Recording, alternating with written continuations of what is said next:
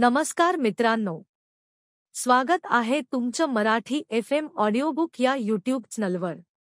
आज आपण बघणार आहोत जगप्रसिद्ध पुस्तक रिच डॅड पुअर डॅडची मराठीत संपूर्ण समरी। हे पुस्तक शिकवेल कसं श्रीमंत लोक पैसे कमावतात, गरीब लोक कोणत्या चुका करतात आणि आर्थिक स्वातंत्र्य कसं मिळवायचं। हे पुस्तक लिहिलं आहे रॉबर्ट टी कायोसाकी यांनी। लेखक सांगतो की त्याच्या आयुष्यात दोन वडील होते, एक शिक्षित पण गरीब वडील त्याचे खरे वडील, आणि दुसरे व्यावसायिक श्रीमंत विचारसरणीचे वडील त्याचे मित्राचे वडील। दोघांचे विचार आणि पैशाकडे बघण्याची दृष्टी पूर्णपणे वेगळी होती। श्रीमंत लोक ॲसेट खरेदी करतात, गरीब लोक लायबिलिटी। ॲसेट म्हणजे गुंतवणूक, rental property, stocks market. Liability म्हणजे कर्जावर घेतलेली गाडी, मोबाईल, घर किंवा सोनं।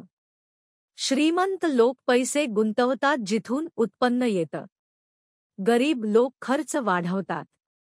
पुअर डॅड म्हणतो शिकून चांगली नोकरी मिळव, रिच डॅड म्हणतो पैशासाठी काम करू नकोस, पैशाला तुझ्यासाठी काम करायला शिकव। समरी, कारण आर्थिक शिक्षण शाळेत शिकवलं जात नाही, आपल्याला स्वतःहून शिकावं लागतं। गुंतवणूक, बिझनेस आणि पैसे वाचवणं।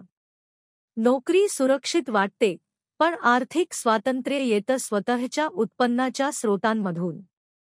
नोकरीत पगार ठरलेला असतो, पण बिझनेस किंवा गुंतवणुकीत कमाईची मर्यादा नसते, ती अनलिमिटेड असते।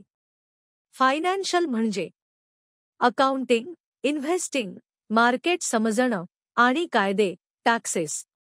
हे सगळं शिकणं अत्यंत महत्त्वाचं आहे। रिच डॅड पुअर डॅड हे पुस्तक तुमच्या आर्थिक दृष्टिकोनात बदल घडवू शकतं। ॲसेटमध्ये पैसे गुंतवा, स्वतःचं काम सुरू करा, फायनान्शियल लिटरेसी वाढवा, लायबिलिटी पासून दूर राहा। जर ही समरी आवडली असेल तर नक्की लाईक, कॉमेंट आणि सबस्क्राईब करा। मराठी FM ऑडिओबुकवर असेच प्रेरणादायी आणि शिकवणारे समरी व्हिडिओ तुम्हाला मिळत राहतील। पुढचं पुस्तक कोणतं पाहायचं कमेंटमध्ये जरूर सांगा।